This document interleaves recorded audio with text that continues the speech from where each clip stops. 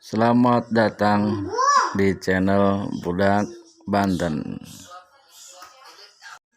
Kali ini kita akan mengetengahkan profil sang pangeran, penerus tahta kerajaan Gibran Rakabuming Raka. Cekidot, saksikan. Kenapa saya sungkan merendahkan Gibran? Saya tidak mengerti kenapa banyak pengamat politik senior merendahkan Gibran ini. Sifat sang raja, saya tidak pernah mengatakan Jokowi adalah raja, tapi saya lebih senang mengatakan Jokowi dengan memiliki sifat sang raja.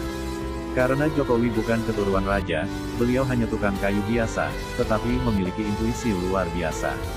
Jokowi tidak memiliki IQ setinggi B.J. Habibie, dilihat dari segi manapun, Jokowi layaknya manusia biasa pada umumnya. Kenapa Jokowi bisa sesuperpower sekarang? Itu yang selalu saya tanyakan. Harus saya katakan, pada awal jabatan presiden, Jokowi adalah presiden yang paling banyak dicemooh oleh rakyatnya sendiri. Sering dijadikan meme, dianggap boneka, longa-plongo, disebut cebong, kurus, kafir, Firaun, dan lain-lain. Tapi beliau mampu membalikkan segalanya. Di akhir kepemimpinannya, banyak pembenci yang bertanya-tanya, kenapa dia menjadi overpower. Bahkan para pemimpin dunia mengakui kehebatannya. 81,5% puas dengan kinerja Jokowi. Nah, hal inilah yang selalu saya sampaikan dengan sifat sang raja. Sempat beredar berita kalau Jokowi keturunan raja, tapi berita tersebut hoaks. Salah satu kemampuan Jokowi yang harus kita akui adalah kemampuan membeli hati orang lain. Bagaimana cara membuat hati orang lain percaya pada raja, itu hal dasar yang terdengar biasa, namun sebenarnya luar biasa. Mengendalikan orang yang jauh lebih hebat darinya. Menjadikannya pion dalam setiap langkah permainan caturnya. Ada banyak contoh seorang pemimpin jatuh, akibat gagal membuat anak buahnya percaya dengan kepemimpinannya. Salah satu kemampuan yang harus dimiliki oleh seorang raja adalah keberanian dan tidak memiliki rasa takut dalam setiap langkah tindakannya. Kita tahu sendiri bagaimana keberanian Jokowi melawan para musuhnya. Mau dari dalam atau luar. Bagaimana Jokowi mengambil alih saham Freeport, digugat oleh WTO, memindahkan ibu kota, infrastruktur pembangunan, kereta cepat, melawan partai PDI Perjuangan, memecat menteri yang tidak berguna, dan lainnya. Siapapun yang menghalanginya akan dihabisi olehnya. Yang terakhir, sifat yang harus dimiliki oleh seorang raja adalah ahli siasat atau intuisi. Bagaimana cara seorang pemimpin mengatasi masalah dengan cepat, mampu memprediksi masa depan, melihat dan merasakan ancaman, membaca karakter seseorang. Itu adalah sifat wajib yang harus dimiliki oleh seorang raja. Dan saya lihat sifat itu ada di dalam diri Jokowi. Orang lain menyebutnya dengan intuisi, tapi saya lebih senang menyebutnya dengan insting hewan liar. Nah, dari semua sifat sang raja yang dimiliki oleh Jokowi, ternyata diturunkan juga oleh anaknya yaitu Gibran. Orang yang pertama yang bisa merasakan sifat sang raja Gibran bukan saya, melainkan Prabowo. Bagaimanapun Prabowo adalah sosok senior, dan saksi bisu perubahan Indonesia. Prabowo mengenal semua presiden yang ada di Indonesia.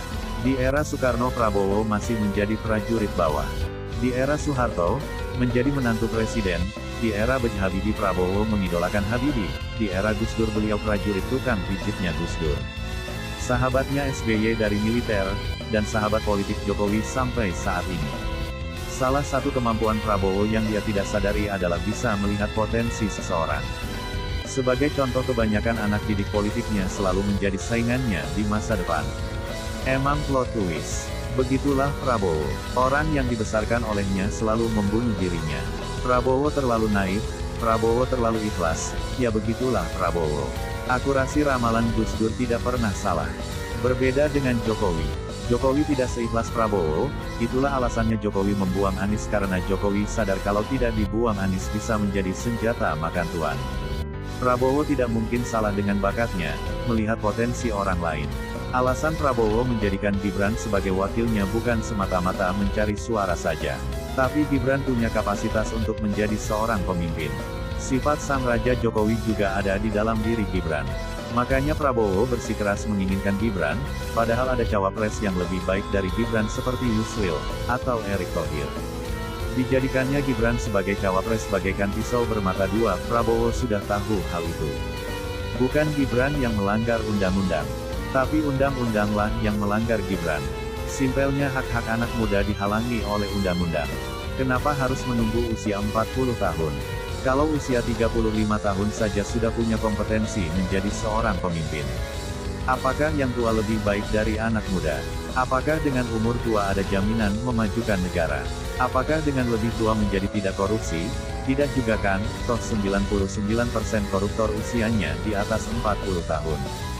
Sesimpel itu alasan Gibran lolos MK, ya memang tugas MK begitu. Tidak usah saya bahas utak-atik, pasal berapa, ayat berapa, toh orang yang mempermasalahkan otak-atik hanyalah korban manipulasi politik. Gibran menjadi angin segar politik, terutama anak muda. Saya sangat muak dengan politik kuno. Setidaknya dengan adanya Gibran, politik menjadi lebih happy, enjoy, adem, tidak mempolitisasi agama, tidak menjelekkan lawan, lebih kreatif, lebih modern, dan tidak ada ujaran kebencian. Gibran adalah awal yang baik untuk menghapus politik kuno zaman Amin Rais. Dibanding Kaesang, yang lebih mirip Jokowi adalah Gibran, entah dari gaya bahasanya, plonga-plongo, gestur tubuh, manuver, perkembangan, semua ada pada Gibran. Gibran akan menjadi the next Jokowi, tapi versi upgrade-nya. Gibran memang anak ingusan, tapi perkembangan Gibran itu bisa dikatakan sangat cepat. Terbukti cara dia mengcounter debat Cawapres 1 vs 2, berbisnis, memimpin Solo, ketegasan, keberanian, tanggung jawab, memberikan kepercayaan terhadap publik, itu bukan hal yang mudah. Tapi, Gibran mampu menjawab tantangannya. Gibran diterjunkan ke medan perang, untuk penyempurnaan. Sebenarnya Gibran hanya butuh sedikit polesan dari para politisi seniornya untuk generasi emas berikutnya. Mungkin Prabowo ingin Gibran menjadi penerusnya memimpin Gerindra. Prabowo tidak ingin sifat sang raja hilang begitu saja. Terserah pengamat politik lain ingin berpendapat apa. Karena cara berpikir dan sudut pandang dan usia menimbulkan cara berpikir kritis yang berbeda. Saya menghormati pendapat Anda dan tidak perlu memperdebatkannya. Rahayu Sagung Dumadi.